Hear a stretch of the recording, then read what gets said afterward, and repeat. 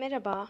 Bugün sizlere punch iğnesi nasıl kullanılır, ekranda görmüş olduğunuz motifleri nasıl oluşturdum, kolayca nasıl evinizi dekore edebilirsiniz bunlardan bahsedeceğim. Punch iğnesi takımınızdan ipliğinizin kalınlığına göre seçebileceğiniz 3 farklı parça var. Benim ipliğim şöyle olduğu için oldukça kalın, kışlık bir ip. En kalın olanını seçiyorum. Bunu bu şekilde yerleştiriyoruz. Çalışması daha rahat olduğu için şurada en sona kadar itiyorum ve sıkıyorum. Kapağını da kapatıp şimdi ipliğimizi içerisinden geçirebiliriz. Peki ipliği nasıl geçireceğiz derseniz yine setinizin içinden çıkan şöyle bir takım var. Ben kullandığım için biraz tellerde yamulmalar gerçekleşti. Uzun olanların herhangi birini alıyorum. İğnenin şu kısmından içinden teli geçiriyorum. Arkadan tel bu şekilde çıkıyor. Bu teli ise ipliğimizi alıp telin ortasından ipimizi şöyle geçiriyoruz. Ve uç kısımdan çekiyoruz. İplik bu şekilde geldi. İsterseniz uzun olanla, isterseniz kısa olanla şöyle dış kısmından ipin gelmediği taraftan bunu buradan sokuyoruz. Yine ipliğimizi geçiriyoruz. Artık kullanıma hazır. Punch iğnesini aldınız, kullanmaya başladınız. İlk atışı yaptınız. Hemen bir hayal kırıklığıyla karşılaşıyorsunuz. Çünkü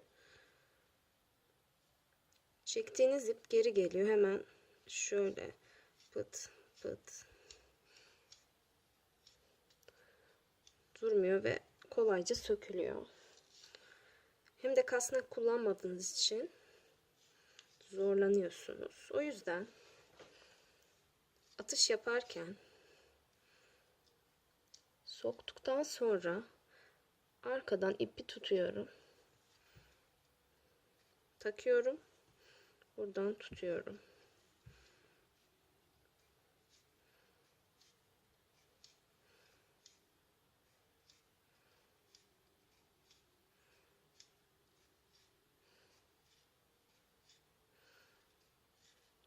Bu şekilde. Arkamızda böyle.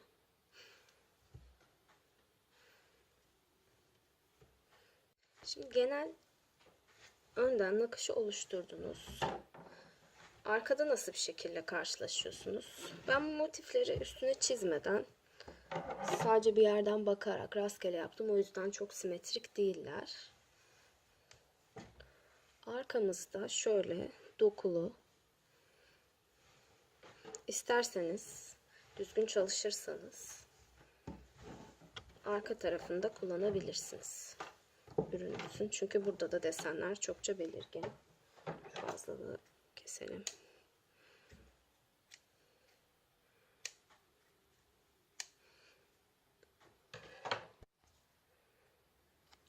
Ortaya güneş deseni oluşturmak istedim. Bir tabak yardımıyla yuvarlağı düzgün yapmak için böyle fosfor kalemle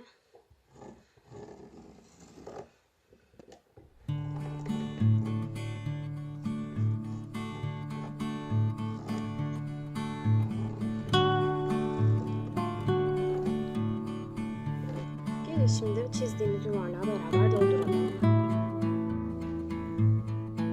Şuradan başlayıp düğüm atarak başlıyoruz.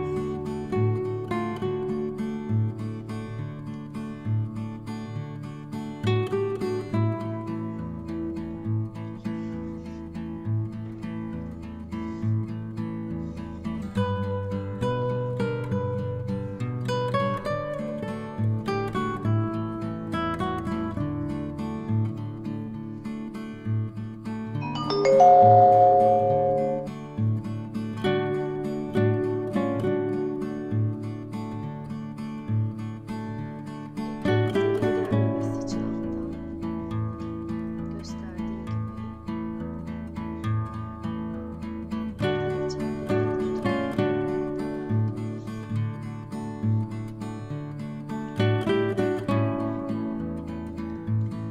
ince iple çalışırken bunu yapmak biraz daha zor. Sadece kalın için geçerli.